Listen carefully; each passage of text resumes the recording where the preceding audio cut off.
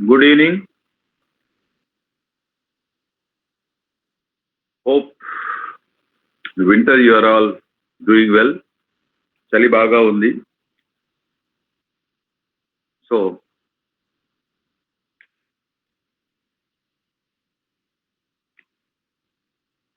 చాలా సంవత్సరాల క్రితం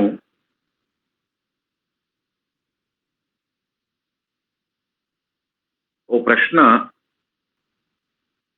దేవుడు పశ్చాత్తాప పడతాడా అంటే ఆయన పాపి అని పశ్చాత్తాపడడం కాదు, ఆయన ఏదో పొరపాటు చేశాడని పశ్చాత్తాపడడం కాదు. ఈ పశ్చాత్తాపం ఎలాంటిదంటే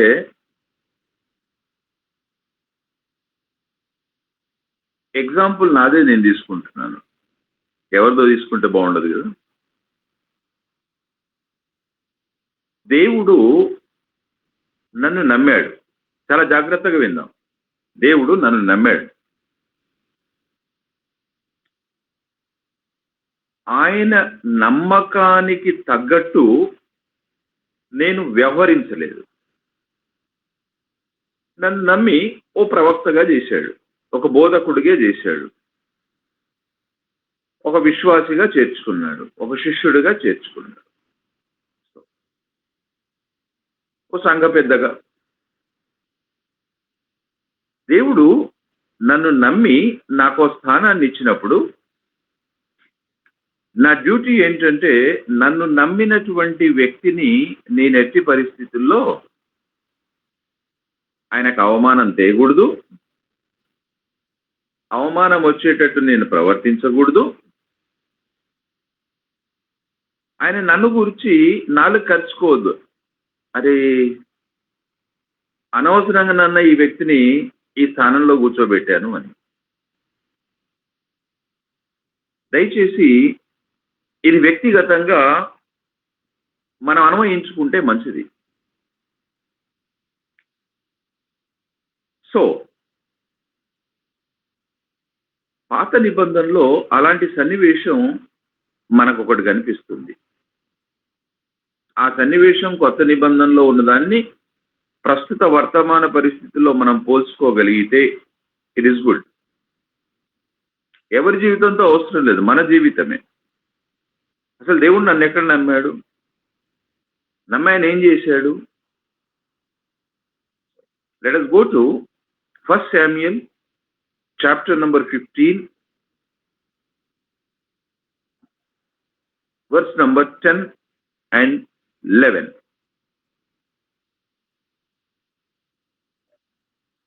ఎవరైనా చదివితే చదవచ్చు.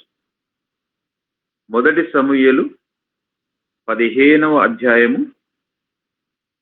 పాత బైబిళ్లలో 236 పేజీలో ఉంటుంది. సమూయేలు గారు ఎక్కడ దొరుకుతారంటే ద్వితీయోపదేశకాండం న్యాయాధిపతుల తర్వాత వారు దొరుకుతారు. 15వ అధ్యాయం 10-11 వచనాలు. అప్పుడు యెహోవా వాక్కు సమూయేలునకు ప్రత్యక్షమై ఇలాగు సెలవిచ్చెను, సౌలు నన్ను అనుసరింపక వెనుక తీసి నా ఆజ్ఞలను గైకొనకపోయెను గనుక అతనిని రాజుగా నిర్ణయించినందుకు నేను పశ్చాత్తాపపడుచున్నాను. అందుకు సమూయేలు కోపవేశుడై రాత్రి అంతా యెహోవాకు మొరపెట్టుచుండెను. Thank you. సో ఇది నా సొంతంగా చెప్పింది కాదు అనేది మీకు రూఢి అయింది. అంటే దేవుడు పశ్చాత్తాపడతాడా అంటే ఎస్. ఇక్కడ ఒక పశ్చాత్తాప సన్నివేశాన్ని దేవుడు రికార్డ్ చేశాడు కదా, దేవుడు అనుమతించాడు అక్కడ రాయడానికి. ఏంటి, ఆ రోజుల్లో ఎక్కడా దేవుడు మాట్లాడినా, దేవుడి నుండి స్వరం వచ్చినా కూడా యెహోవా వాక్కు అనేటటువంటిది అక్కడ మనకు స్పష్టంగా పాత నిబంధనలో కనిపిస్తుంది. అప్పుడు యెహోవా వాక్కు సమూయేలునకు ప్రత్యక్షమై ఈలాగు సెలవిచ్చెను, సౌలు నన్ను అనుసరింపక, నంబర్ 1 నన్ను అనుసరింపక, నంబర్ 2 వెనుక తీసి నంబర్ 3, నా ఆజ్ఞలను గై కొనకపోయెను సౌలు రాజు. God appointed him as a king. Saul గారు చేసిన పనేంటి? నన్ను అనుసరించలేదు, వెనుకకు తీశాడు, వెనుకడుగేశాడు నన్ను అనుసరించడంలో. నా ఆజ్ఞలను, మాటల్ని కాదు, ఆజ్ఞలు ఆజ్ఞలు ఇది ఎప్పుడే కానీ మనం చాలా చులకనగా చూసుకునేటటువంటి అంశం. సో ఇక్కడ రాజుగా దేవుడు ఎన్నుకున్న తర్వాత, విశ్వాసిగా దేవుడు ఎన్నుకున్న తర్వాత, శిష్యుడిగా దేవుడు అంటే విశ్వాస శిష్యుడిగా మారాలి. ఇక్కడ కాంప్రమైజ్ అయ్యేది లేదు. విశ్వాసులందరూ శిష్యులుగా మారాలి. నన్ను వెంబడించువాడు తన సిలువను ఎత్తుకోవాలి, ప్రతిదినం తన సిలువను ఎత్తుకోవాలి అంటాడు. సో ఆ శిష్యత్వంలోకి మనం వెళ్ళిపోవాల్సిందే, నో డౌట్. ప్రభువారు సంఘ పెద్దైనా, కాపరైనా, బోధకుడైనా, బిషప్ అయినా, ఇంకెవరైనా దేవుడి ఆజ్ఞల్ని, ఎందుకు అంటే దేవుడే సౌల్ని రాజుగా కూర్చోబెట్టాడు. ఇప్పుడు ప్రశ్న ఏంటంటే, ఏదో ఒక చోట ఇన్సిడెంట్ జరిగితే అది మనం ఎట్లా ఆపాదించుకుంటాము అంటే, మనమందరం కూడా రాజులమే, రాజులైన యాజక సమూహం అనే ప్రభువారు తాను రికార్డు చేసుకున్నాడు.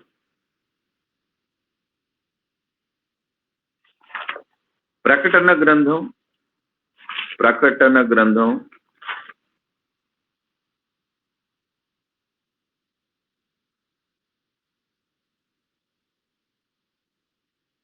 పేతురులో కూడా ఉంటాం, రాజులైన యాజక సమూహం.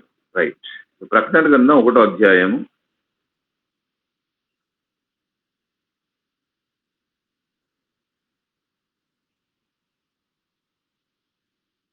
6వ వచనం. ఎవరైనా చదువుతారండి? మనలను ప్రేమించుచు తన రక్తము వలన మన పాపముల నుండి మనలను విడిపించిన వానికి మహిమయు ప్రభావమును యుగ యుగములు కలుగునుగాక. ఆమేన్. ఆయన మనలను తన తండ్రియగు దేవునికి ఒక రాజ్యముగాను యాజకులను గాను చేసెను. Thank you.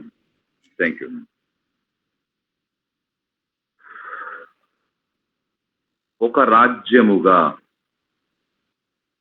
రాజ్యాన్ని ఏలేది ఎవరండి? రాజు.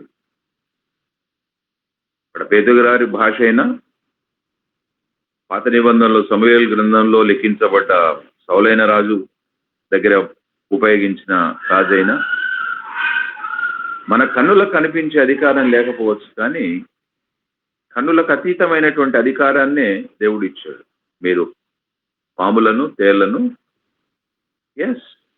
ఈ కొండలన్నిటి నుండి అటు వెళ్ళమంటే సమస్తం మీద, పరలోకంలోనూ భూమి అందును నాకు సమస్త అధికారం ఇవ్వబడ్డది, మీరు వెళ్ళి శిష్యులుగా చేయండి, నేనేమేం బోధించానో మీరు వాళ్ళకు బోధించండి అంటే నా అధికారాన్ని మీకు ట్రాన్స్ఫర్ చేస్తున్నాను అంతేనండి. No doubt at all. So ఇప్పుడు మనలను రాజులుగా, అక్కడ ఒక పదం చాలా స్పష్టంగా మాట్లాడాడు, యాజకులనుగా చేసింది. ఎలా చేసుకున్నాడు? ప్రశ్న. ఆయన రక్తం పెట్టి మనల్ని, మిమ్మల్ని, నన్ను కొనుక్కున్నాడు. వాస్తవం కదా?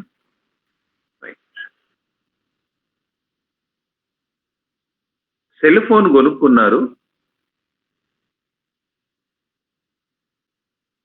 జాగ్రత్తగా వినండి. హాస్యాస్పదంగా ఉండొచ్చు కానీ చాలా లోతుగా ఆలోచించాల్సిన అవసరం.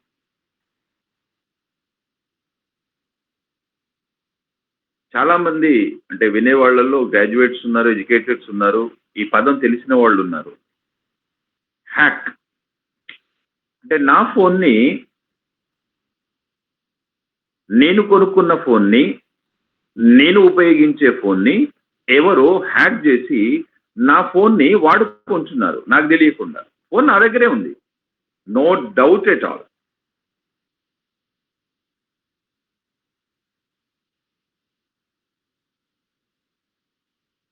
మీరేమంటారు? అదేంటి బ్రదర్ అన్నా, మీరు ఫోన్ కొనుక్కుంటే మీ ఫోన్లో నుండి మీరు కాల్స్ చేయాలి, మీకు కాల్స్ రావాలి, మీరు వాట్సాప్ వాడుకోవాలి, మీరు ట్విట్టర్ వాడుకోవాలి, మీరు ఇన్స్టాగ్రామ్ ఫేస్బుక్ వాడుకోవాలి. కానీ మీరు కొనుక్కున్న ఫోన్లో నుండి వేరే వాళ్ళు మీ సిమ్ కార్డు వాడుకొని మీ వాట్సాప్ చాటింగ్ అంతా వాళ్ళు చేసుకుంటున్నారు.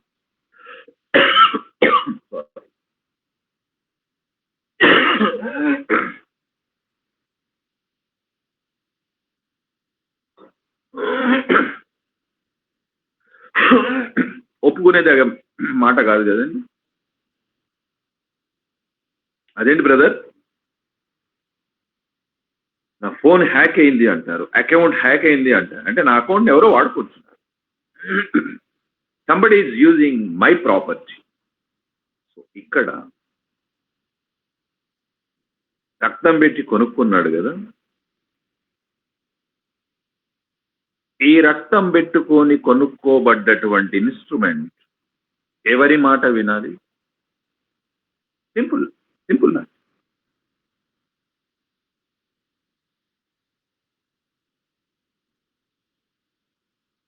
చెప్పొచ్చు, ఎవరైనా ఒకటే పదంలో చెప్పొచ్చు, 2 పదాలలో తెలుగులో. యజమానుని మాట వినాలి. Thank you brother. ఇంకా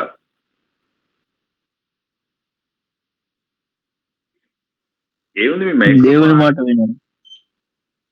నన్ను ఎవరైతే కొనుక్కున్నారో వాడి మాట వినాలి, అంతే కదా. రైట్, దేవుని మాట. ఇంకా బ్రదర్స్ సిస్టర్స్ కొంచెం యాక్టివ్గా పార్టిసిపేట్ కండి. నాకు కూడా ఉత్సాహంగానే ఉంటుంది, అరే వింటున్నారు కదా, రెస్పాండ్ అయ్యారని.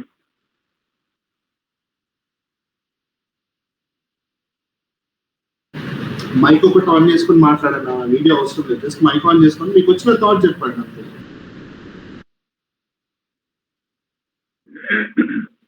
అంటే ఉద్దేశం ఏంటంటే Bible study one way traffic ఉండకూడదు, ఏదో నేను చెప్పుకుంటూ పోతే అని. రెస్పాన్స్ ఉంటే it is good always. It's okay. మనల్ని ఎవరైతే కొంటారో వాళ్ళ మాటే మనం వినాలి, అంతే. రైట్. ఇప్పుడు ఎవరు కొనుక్కున్నారు అనేది బైబిల్ మనకు చెప్పేది, దేవుడు మనల్ని తన రక్తం పెట్టి కొనుక్కున్నాడు. Right, thank you. రాజుని ఎవరు చేశారు? సౌల్ని దేవుడు చేశాడు. అంటే చిన్న సింపుల్ లాజిక్ అర్థం కాకపోతే ఏమవుతుందంటే జీవితాంతం ప్రార్థనలు అని పరిగెడతాం, హోల్ నైట్ ఆల్ నైట్ చందాలు, స్పాన్సరింగ్, ఇది ఎంత మొత్తం కలగా పొలగా చేసుకొని చెత్తబుట్టలాగా చేసుకొని జీవితాన్ని ఇది చేస్తే నాకు అవుతుందేమో, అది చేస్తే మేలు జరుగుతుందేమో, ఇది చేస్తే బాగుంటుందేమో, ఇదంతా ఆచారాలలోనే ఉంటుంది, రిలీజియన్లోనే ఉంటుంది. ఇది రిలీజియన్ కాదు, it is a relationship. Religion అంటే మనందరికి తెలిసింది ఇది చెయ్యకపోతే,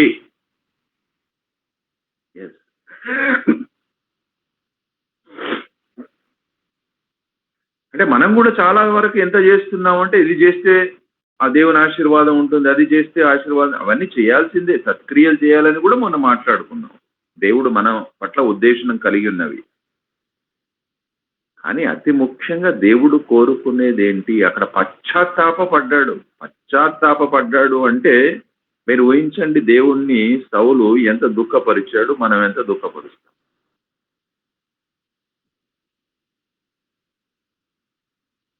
క్రిస్మస్ సీజన్ వస్తుంది కదా, అవునండి.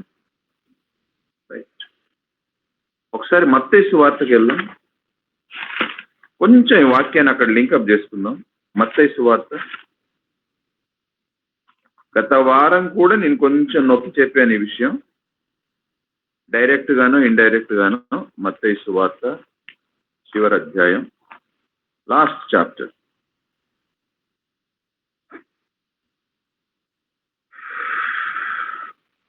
నేను చదువుతాను. 18 నుండి 28, 18. అయితే యేసు వారి యొద్దకు వచ్చి, పరలోకమందును భూమి మీదను నాకు సర్వాధికారం ఇయ్యబడి ఉన్నది, కాబట్టి మీరు వెళ్ళి సమస్త జనులను శిష్యులుగా చేయండి, తండ్రి యొక్కయు కుమారుని యొక్కయు పరిశుద్ధాత్మ యొక్కయు నామంలోనికి వారికి బాప్తిసము ఇస్తూ, నేను మీకు ఏ ఏ సంగతులను ఆజ్ఞాపించితినో వాటన్నిటినీ ఆజ్ఞాపించితినో. ఇది కొత్త నిబంధన. ఇక్కడ కూడా కొన్ని దేవుడు ఆజ్ఞాపించాడు. నేను మీకు ఏ ఏ సంగతులను, ఆజ్ఞ అంటే మళ్ళీ మనం అది ఆప్షన్ కోరుకోలేం, చేయాలి ఎట్టి పరిస్థితుల్లో. అంటే మనం చెయ్యగలిగిందే చెప్తాడు. ఎంతటి నష్టం మీకు జరిగినా క్షమించండి, ఇది ఆజ్ఞ, సలహా కాదు. అప్పుడు మీరు క్షమించబడతారు. తీర్పు తీర్చకండి అంటే దేవుడి స్థానంలో నిలబడి ఒకరిని తీర్పు తీర్చకండి. వాక్యంతో బుద్ధి చెప్పడం, హెచ్చరించడం, గద్దించడం, కరెక్షన్ చేయడం, దట్ ఈస్ డిఫరెంట్. కానీ తీర్పు, నేను మీకు వేటినైతే ఆజ్ఞాపించానో వాటన్నిటిని గైకొనవలనని వారికి బోధించండి. ఇది ఒక సెక్ట్, ఒక ఫేస్ లో చెప్పాడు శిష్యులకి. ఇప్పుడు శిష్యులు ఏం చేయాలి? ఇంకొక తరానికి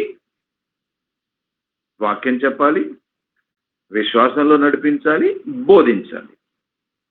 రైట్. ఇప్పుడు ప్రశ్న ఏంటంటే, మనం ఎవరికి సువార్త చెప్పాం? ఎంతమంది?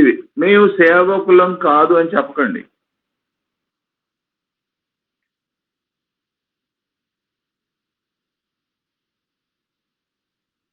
బ్రదర్ అది శిష్యులకు చెప్పాడు కదా అంటే, నేను ప్రశ్న ఏం అడుగుతానంటే, మీరెందుకు శిష్యులు కాలేదని అడుగుతాను. బాప్తిస్మం తీసుకున్న ప్రతి వాళ్ళు శిష్యత్వంలోకి ట్రాన్స్ఫర్ కావాల్సిందే. దానికన్నా ముందు వచనం ఏంటండి? 18. అయితే యేసు వారి యొద్దకు వచ్చి, పరలోకమందును భూమి మీదను నాకు సర్వాధికారం ఇయ్యబడి ఉన్నది, కాబట్టి మీరు వెళ్ళి సమస్త జనులను శిష్యులనుగా చేయండి. శిష్యులకు చెప్పాడు, శిష్యులనుగా చేయమన్నాడు. తోమా భారతదేశానికి 2000 సంవత్సరాల క్రితం వచ్చాడు. ఆ తోమా నుండి వచ్చినటువంటి సువార్తనే ఈరోజు మనం మిషనరీస్ ద్వారానో ఇంకెవరి ద్వారానో విన్నాం. అదే సువార్త కదా తోమా గారు అక్కడ ప్రకటించారు, వేరే మిషనరీస్ వచ్చి మన దగ్గర ప్రకటించారు. మనము ఎంతమందిని శిష్యులంగా చేశాము? ఆజ్ఞ ఇది, సలహా కాదు. నిన్ను వలె నీ పొరుగు వాడిని ప్రేమించు, ఆజ్ఞ. నీ దేవుడైన యెహోవాను పూర్ణ మనస్సుతో, పూర్ణ బలముతో, పూర్ణ శక్తితో, అంతటా పూర్ణత్వమే సేవించు. పూర్ణత్వం, అసంపూర్ణత్వం ఉండకూడదు. ఇప్పుడు ఆయన రక్తం పెట్టి కొనుక్కొని రాజులైన యాజక సమూహంగా మనల్ని చేసుకుంటారు. ఇప్పుడు ఈ రాజులైనటువంటి యాజక సమూహంగా ఆయన ఊరికే ఏదో మాట వరుసకు అంటున్నా అనలేదు కదా, యథార్థంగా చేసి. ఇప్పుడు మన డ్యూటీ, రెస్పాన్సిబిలిటీ ఏంటంటే ఆయన ఆజ్ఞని, ఆయన చెప్పేదాన్ని మనం పాటించనప్పుడు సౌలు విషయంలో ఏదైతే పశ్చాత్తాపడ్డాడో ఆ పశ్చాత్తాపడ్డ దేవుడు ఆశీర్వాదానికి మాత్రం ఈ పదం వాడి, పశ్చాత్తాపానికి, ఆయన ఉగ్రతకు, ఆయన కోపానికి ఈ పదం వాడట్లేదు. అంటే మనం ఎక్కడో కార్నల్ మైండ్తో, అంటే శరీరానుసారంగానే ఆలోచిస్తున్నాం, మనం కన్వీనియంట్గా వాక్యాన్ని మలుచుకుంటున్నాం అనేది లెక్కలోకి వస్తుంది. నిన్న నేడు ఏకరీతిగా ఉన్నటువంటి మా నిన్న నేడు రేపు ఏకరీతిగా ఉన్నటువంటి మా తండ్రి, అబ్రహామును ఆశీర్వదించావు, నిన్న నేడు నన్ను ఆశీర్వదించు, రేపు ఇంకోరిని అదే రీతిగా ఆశీర్వదిస్తావు నా పిల్లల్ని అన్నవాళ్ళు నిన్న సౌలు దగ్గర పశ్చాత్తాపపడ్డ దేవా, ఆయనను రాజుగా నియమించుకున్నందుకు నేడు కూడా నన్ను శిష్యుడిగా విశ్వాసిగా చేసినందుకు పశ్చాత్తాపపడు అని మనం అంటామా? ఎందుకనమని? అంటే ఎక్కడో స్వార్థపు కోణంలో, ఎస్, స్వార్థపు కోణంలో మనం బ్రతుకుతున్నాం. ఆయన మనల్ని చూసి పశ్చాత్తాపపడడా? ఓ ప్రశ్న. 11 నెలలు చివరి అంతంలోకి వచ్చాం, 2024. పట్టుమని 11 మందికి సువార్త చెప్పాము. ఇప్పుడు మిమ్మల్ని నన్ను ఎన్నుకొని ఆయన పశ్చాత్తాప పడట్లేదు అని మీరు చెప్పగలరు? ఆయన బాధ పడట్లేదు అని మీరు చెప్పగలరు?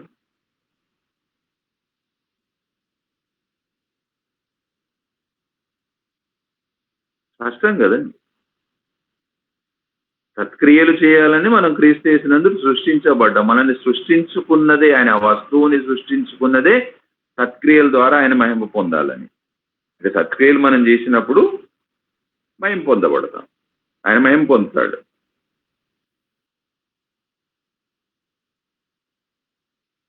ఒకసారి కూల్గా ఆలోచించండి. ధ్యానం అంటే ఇదేనండి. ప్రతిరోజు 10 నిమిషాలు కూర్చొని దేవునితో గడపడం అంటే ఏదో బైబిల్ చదువుకొని, క్యాలెండర్ వాక్యం చదువుకొని, వాగ్దానం చదువుకొని, నాకు 2023 ఈ వాగ్దానం ఇచ్చింది, ఇంకా ఫుల్ఫిల్ కాలేదు. ఇంకా ఫుల్ఫిల్ ఎందుకు అవుతుంది? మొన్న వాక్యం విన్నాను, అది చాలా మందికి నచ్చదేమో కానీ నాకు మాత్రం కొంచెం చురుకు అంటించినట్టే ఉంది. దేవా, మేము కారు కొన్నందుకు మీకు స్తోత్రాలు, కారును అనుగ్రహించినందుకు వందనాలు, కృతజ్ఞత కలిగి ఉండడం మంచిదే. అయితే ఆయన ఒక ప్రశ్న ఏం అడిగాడంటే, మీ కాలనీలో కారు ఎవడు కొనుక్కోలేదా, నువ్వు ఒక్కనివే కొనుక్కున్నావా, మరి వాళ్ళని ఎవరు ఆశీర్వదించారు అని అడిగాడు. మేము ఇల్లు కట్టుకున్నందుకు స్తోత్ర, మీ కాలనీలో ఎవరు కట్టుకోలేదు, ఇట్నే అడిగాడు ఆయన. నేను కొన్ని కలుపుతాను. మా పిల్లల పెళ్లి అయినందుకు స్తోత్రాలు, పిల్లలకు సంతానం కలిగిన, అంటే మీ కాలనీలో ఎవరికి సంతానం లేదు, పిల్లల పెళ్లిళ్ళు కాలేదు.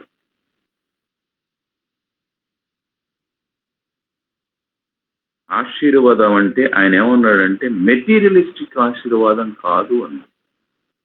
ఆశీర్వదించబడ్డ వారలారా ఇటు పక్కకు రండి అంటాడు. ఏంటది?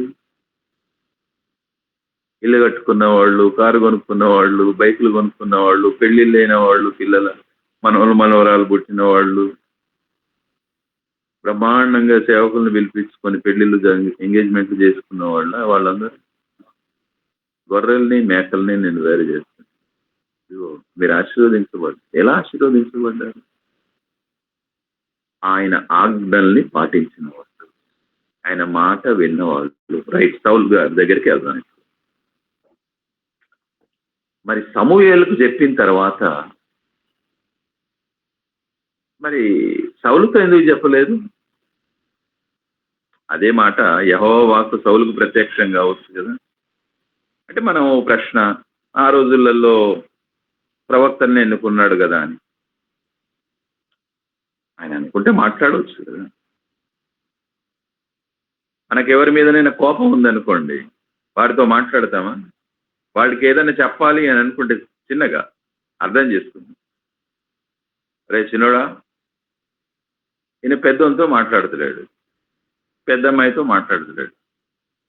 అమ్మాయి, మేకకి చెప్పు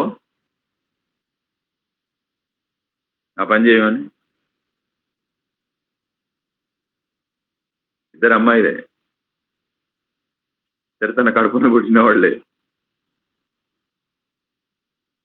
పెద్ద అమ్మాయి మీద కోపం, ఉదాహరణ, పెద్ద అమ్మాయో పెద్ద అబ్బాయో, రే చిన్నవాడిని పిలిచి, చిన్నమ్మాయిని పిలిచి, మీ అక్కకి చెప్పు, మీ అన్నయ్యకి చెప్పు,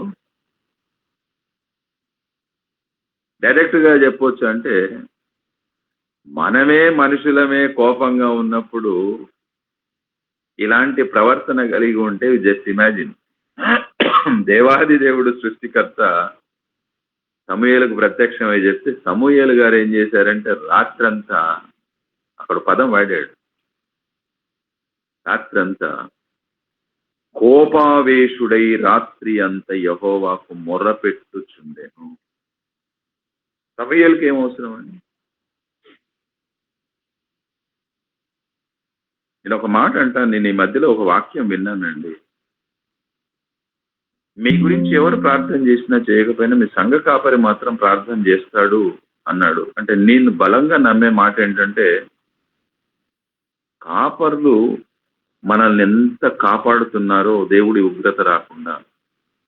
ఇట్ ఇస్ ట్రూ. మనం చాలాసార్లు వాక్యం గట్టిగా చెప్పాడనో, వాక్యం నా గురించి చెప్పాడనో, ఆయన తీసి బయటపడేసే అన్ని విషయాలు బాగా చిత్రీకరిస్తుంటాం, కానీ that is not correct. So ఇప్పుడు రాత్రంతా కోపావేశుడి. 12 నేను చదువుతాను, చాలా వచనాలు ఉన్నాయి. ఉదయమున సమూయేలు లేచి సౌలును ఎదుర్కొనుటకు పోగా, 1 సమూయేలు 15:12. ఉదయమున సమూయేలు లేచి సౌలును ఎదుర్కొనుటకు పోగా సౌలు కర్మేలునకు వచ్చి అక్కడ జయసూచకమైన శిలను నిలిపి తిరిగి గిల్గాలునకు పోయినన్న సమాచారం వినెను.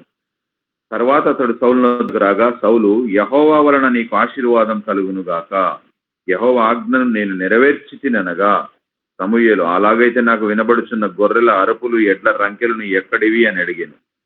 అందుకు సౌలు, అమాలేకీల యొద్ద నుండి జనులు వీటిని తీసుకొని వచ్చిరి. నీ దేవుడైన యెహోవాకు బలులు నర్పించుటకు జనులు గొర్రెలలోనూ ఎడ్లలోనూ మంచి వాటిని ఉండనిచ్చిరి. మిగిలిన వాటన్నిటినీ మేము నిర్మూలనం చేస్తామనగా, సమూయేలు, నీవు మాట్లాడే పనే లేదు అని అక్కడ అన్నాడు. కానీ నేను తెలంగాణలో ఏమంటున్నాడు, నువ్వు మాట్లాడాల్సిన పని లేదా, నోర్మి. జస్ట్ ఇమాజిన్, సమూయేలు ప్రవక్త రాజుని ఏమన్నాడంటే, ఊరుకోవా, నువ్వు మాట్లాడాల్సిన పని లేదు.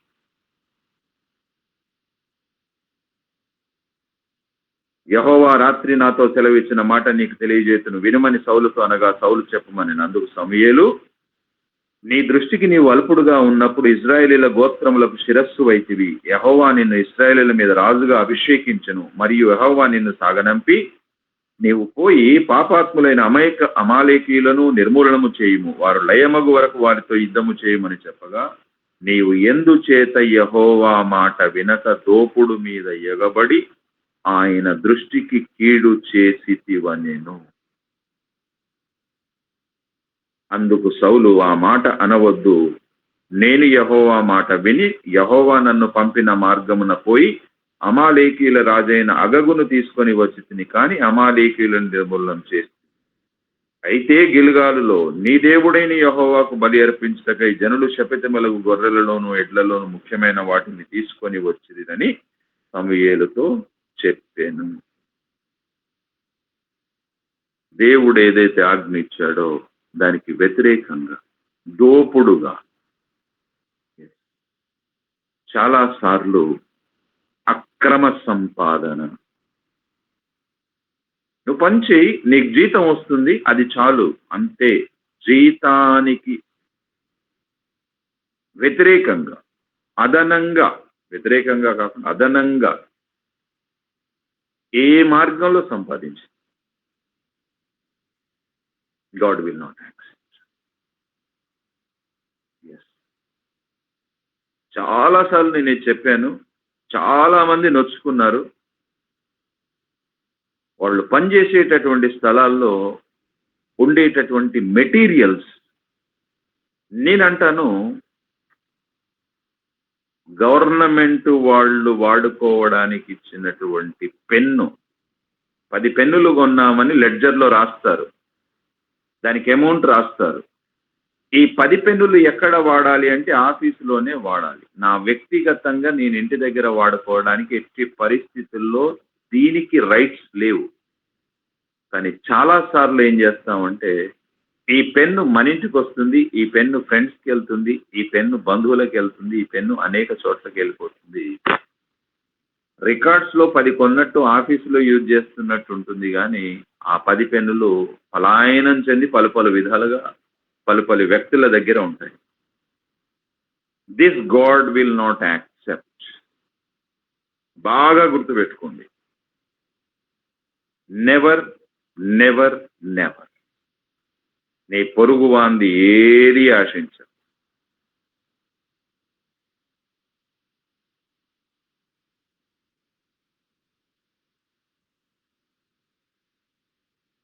నేను చాలా రోజుల క్రితం ఒక కృష్ణదేవరాయల కాలంలో ఉన్నటువంటి ఒక సంఘటన షేర్ చేసుకున్నాను. అంటే ఒక వ్యక్తికి అంత లోతైనటువంటి నీతి కలిగినటువంటి తృష్ణ ఉంటే విశ్వాసిగా మనకెంత తృష్ణ ఉండాలి, ఎంత నిష్ఠ ఉండాలి, ఎంత ప్రతిష్ట మనల్ని మనం చేసుకోవాలి.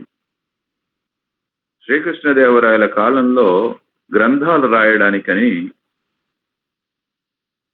దీపము, నూనె ఒక గ్రంథ రచయితకి ఇవ్వబడుతుంది. ఆయన రాస్తాడు. ఆయన రాస్తున్నప్పుడు ఆ దీపం పెట్టుకొని, కృష్ణదేవరాయలు గారు ఇచ్చినటువంటి దీపం, ఆ దీపంలో నూనె ఉంటేనే కదా అది వెలిగేది. ఆయన గ్రంథం రాస్తుంటే ఇంటికి అతిథి వస్తాడు. అతిథి రాగానే గ్రంథం రాయడం ఆపి ఆ దీపాన్ని ఆర్పి తన ఇంట్లో ఉన్నటువంటి దీపాన్ని వెలిగిస్తాడు ఈ బంధువు కోసం. ఆయనకు ఆశ్చర్యం వేస్తుంది,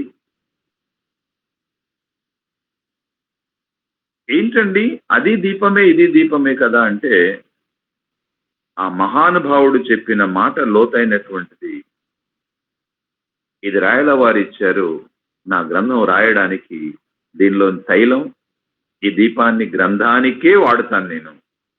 మీరు నా అతిథులు నా ఇంటికి వచ్చారు, ఈ దీపంతో మీకు సంబంధం లేదు. నా దీపాన్ని నా ఇంట్లో నా డబ్బులు పెట్టి కొనుక్కున్న తైలంతో వెలిగించుకున్న దీపాన్ని మీకు అతిథిగా వెలుగునివ్వడానికి నేను వాడుతాను, నాకు వాడుతాను.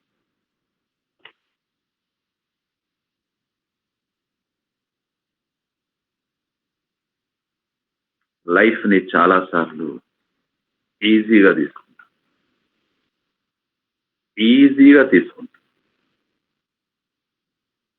మీకు తెలుసా, మనము పోరాడున్నది ఎఫెసీ పత్రికలో అంటారు, దురాత్మల సమూహం అని బెటాలియన్ ఉంది. ఇదంతా లూసిఫర్ సామ్రాజ్యంలో ఉందంటే, వారు చాలా మంది విశ్వాసుల ఇండ్లల్లోకి వచ్చేది నేనంటాను పెన్నుతో కూడా దూరతారు. Be careful. నేను చెప్పేది కాదు, నేను ఒకసారి ఏసన్న గారి సాక్ష్యం చెప్పాను.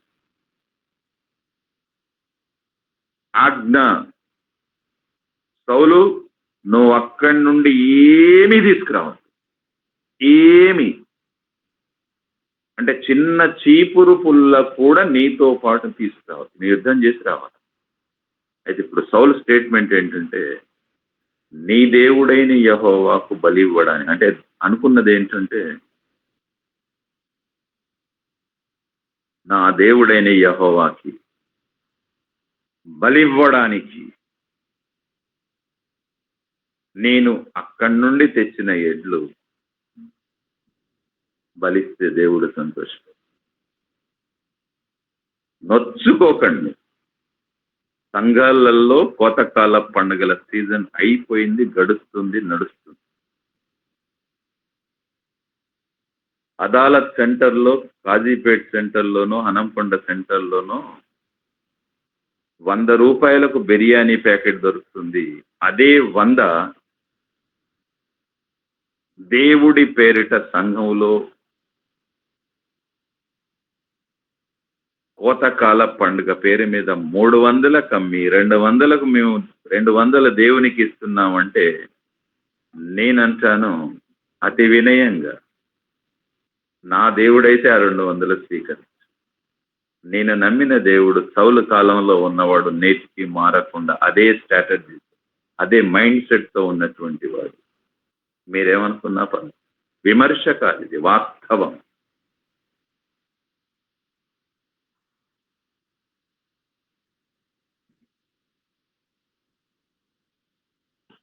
ఏమయ్యా టమాటాలు ఎలా ఇస్తున్నావు? ప్రాక్టికల్ 60 రూపాయలు. అదేంటి 30కే ఇస్తున్నాడు? ఇంత అన్యాయం ఆనయ్య? వరంగల్లో 30కే దొరుకుతుంది సార్. వరంగల్ నుండి తెచ్చాను సార్, 60 రూపాయలు. నేను పోయి రావడానికి పెట్రోల్ అవుతుంది కదండి, పొద్దున్నే 4 గంటలకు లేచి వెళ్ళాలి, నా కష్టం. అవునయ్యా, 30 రూపాయలు తెచ్చుకున్న వాడికి పెట్రోల్ కష్టానికో 20 రూపాయలు తీసుకు 50 కమ్ము, మరీ 60 దారుణం ఏంటి? అన్యాయం కదా అని మన నోరు అన్యాయంగా సంపాదించిన బిర్యానీ ప్యాకెట్లతో వచ్చిన సొమ్ము దేవుడు స్వీకరిస్తాడంటే నాలాంటి వాళ్ళు ఎవరు నమ్మరు, నవ్వుకుంటారు.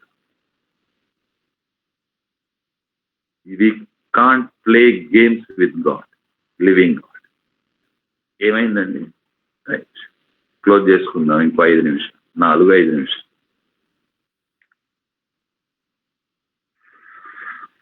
ఇప్పుడు సమూయేలు ఆన్సర్ చూడండి, 21. అందుకు సమూయేలు, అండర్లైన్ చేసుకోండి బైబిల్ ఉన్నవాడు, ఇది ఎప్పుడు మర్చిపోవద్దు. సమూయేలు అన్నాడు, తాను అంటే యెహోవా దేవుడు సెలవిచ్చిన ఆజ్ఞను ఒకడు గైకొనుట వలన యెహోవా సంతోషించున్నట్లు ఒకడు దహన బలులను అర్పించుట వలన ఆయన సంతోషించునా? ఆలోచించు. ఆయన ఆజ్ఞనే గైకొనాలి, ఆయన మాట వినాలి. మాట వినకుండా, ఆజ్ఞను గైకొనకుండా, నిన్ను వలె నీ పొరుగువాణ్ణి ప్రేమించు, నా పిల్లల పెళ్లిళ్ళైనాయి, అయ్యో మా తమ్ముడి పిల్లల పెళ్లిళ్ళు కూడా అయితే బాగుండు, మా చెల్లె పిల్లల పెళ్లిళ్ళు అయిపోతే బాగుండు, నా పక్కన కూర్చొని ప్రార్థన చేసే తోటి సహ విశ్వాసరాలి ఇంట్లో పిల్లలు ఉన్నారు, పెళ్లిళ్ళు కావట్లేదు, వాళ్ళ పిల్లలకు పెళ్లిళ్ళు అయితే బాగుండు, వాళ్ళ పిల్లలకు ఉద్యోగాలు దొరికితే బాగుండు, మేము ఇల్లు కట్టుకున్నట్టు నా అబ్బాయి కట్టుకున్నట్టు వాళ్ళ అబ్బాయి కూడా ఇల్లు కట్టుకుంటే బాగుండు అని కోరుకోవడమే నిన్ను వలె నీ పొరుగు వాడిని ప్రేమించడం. ఇది ఆజ్ఞ. ఇది కోరుకోని రోజు, పళ్ళు గొరికిన రోజు, ఇతరుల నష్టాన్ని చూసి ఆనందించిన రోజు మన స్థితి అధపాతాళానికి పోతుందన్న విషయం మర్చిపోదు. ఆయన మాట ఆజ్ఞ వినడం. ఎస్, ఒక విశ్వాసి పెళ్లి జరుగుతుంది ఆ ఇంట్లో. నా ఇంట్లో అన్ని పెళ్లిళ్ళు అయిపోయి అనుకుందాం, విన్నాం చాలా ఇబ్బంది పడుతున్నారంట పెళ్లి చేయడానికి. తప్పదు కదా, వాళ్ళ దగ్గర ఉన్న డబ్బు సరిపోకపోతే ఎక్కడో భోజనాలకు తక్కువ పడుతున్నాయని ఒక 50,000 అప్పు తెచ్చుకున్నారంట. ఈ చెవులు విన్నాయి, డబ్బున్న చెవులు విన్నాయి, ఆర్థిక స్థితి బాగున్న చెవులు విన్నాయి, దులుపుకున్నాయి. దేవుడి దగ్గర దులుపుకోలేదు. దేవుడు మనం విన్నది ఆయన కూడా విన్నాడు. 50,000 కదా, 50,000 కాదు, 50,000 కదా. నష్టపోవడానికి, ఎస్, సహాయం చేయడానికి మనం సిద్ధపడితే నువ్వు దేంతో కొలుస్తావో దాంతో కొలుస్తాను. నువ్వు ఊహించు వాటికంటే, అడుగు వాటికంటే అత్యధికంగా ఇస్తాను. ఇన్స్టాగ్రామ్లో చాలాసార్లు ఇన్స్పైరింగ్ వీడియోస్లలో వాళ్ళు పెద్ద పెద్ద మాల్స్లలోకి వెళ్ళి ఫారినర్స్, నేను పొద్దుటి నుండి ఏం తినలేదు, $1 ఇస్తారా, ఏదైనా తింటాను అంటే బీద వాళ్ళని చాలాసార్లు టెస్ట్ చేయడం జరిగింది. కొందరు నో అంటారు. మీరు ఇస్తారా అంటే ఎస్, $1 కదా, నేను కొన్ని వస్తువులు కొనాలి, ఇదో చిన్నపిల్లలు ఉన్నారు, అయినా $1 మీరు అడిగారు కాబట్టి తీసుకోండి. తీసుకున్న తర్వాత ఈ వ్యక్తి అడుగుతాడు, అమ్మా బ్రదర్ మీరు ఎందుకు హెల్ప్ చేశారు అంటే, ఆకలి కదా, మీ ఆకలైనా నా ఆకలైనా ఒకటే కదా, మీ ఆకలికి తీర్చడంలో నాకు సంతోషంగా ఉంటుంది కదా.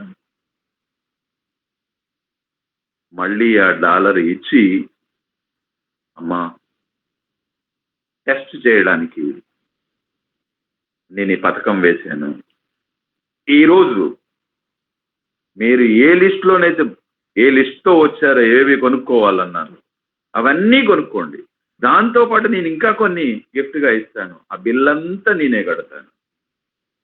ఒక మనిషి ఈ పని చేయగలిగితే దేవుడు గ్రుడ్డివాడు కాదు. ఈ విల్ డూ మోర్ దాన్. ఈ కీ మనకు అర్థం కాదు. మన పిల్లల పెళ్ళిళ్ళు అయిపోయి, చదువులు అయిపోయి, సెటిల్మెంట్, ఇది చాలా చాలా పెయిన్ఫుల్గా ఉంటుందండి, చాలా పెయిన్ఫుల్గా ఉంటుంది. ఆజ్ఞకు వ్యతిరేకమైన జీవిత విధానం. దయచేసి ఇప్పుడు సమూయేలు అంటున్నాడు, మాట వినుటే బలులు అర్పించుట కంటే, కానుకలు అర్పించుట కంటే, బిర్యానీ ప్యాకెట్ అమ్ముకొనుట కంటే శ్రేష్టము. 23 తిరుగుబాటు చేయుట సోదె చెప్పుటను పాపముతో సమానము, మూర్ఖతను అగపరుచుట మాయా విగ్రహము గృహదేవతలను పూజించుటతో సమానం. యెహోవా మూర్ఖంగా చాలాసార్లు ప్రవర్తిస్తే, నేను పట్టిన కుందేటికి 3 కాళ్ళు అంటే అది దేంతో ఈక్వలో పోల్చాను.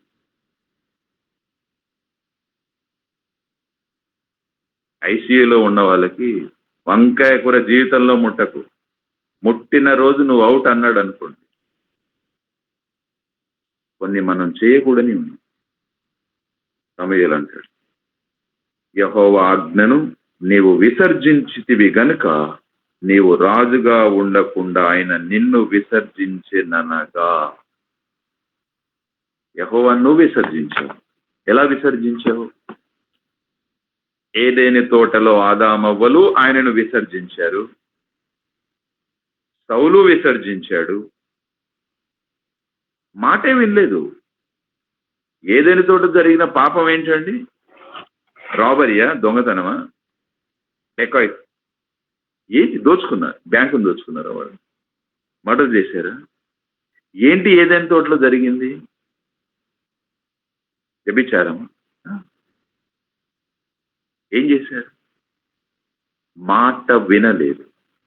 సౌలు మాట వినలేదు. కొత్త నిబంధనలోకి వచ్చిన దేవుని మనసు అదే తీరుగా ఉంది. ప్రభువా అని నన్ను ఎందుకు పిలుస్తారు సంఘాల్లో, మీటింగ్లో, ఇంట్లో? నా మాటే వినరు కదా. వాస్తవం కాదు. ఆయన మాట వినండి. ఇక్కడ నేను కానీ ఇంకెవరైనా ప్రపంచంలో సేవకుడు, నేషనల్ ఇంటర్నేషనల్ అయినా ఇన్స్ట్రుమెంట్. ఇందులో ఉన్న ఇంకు నాది కాదు, మాట, శరీరం దీన్ని వాడుకుంటాడు. పెన్నుతో సంబంధం. పెన్నులో నుండి ఏవైతే పదాలు వచ్చాయో వాటికి దేవుడికి సంబంధం. అందుకే ఆ మాటలతో మీరు సంబంధం పెట్టుకోండి, సేవకుడితో పెట్టుకోకండి. సేవకుడు చెప్పి పక్కకి వెళ్ళిపోతాడు. విన్నారు, ఆ మాటలు మీకు దేవునికి మధ్యలో పనిచేస్తాయి. ఆయన పశ్చాత్తాపపడకుండా మనం పశ్చాత్తాపపడతాం. May God bless you all. May God bless you abundantly. Thank you, one and all. Thank you, Uncle. Thank you for the wonderful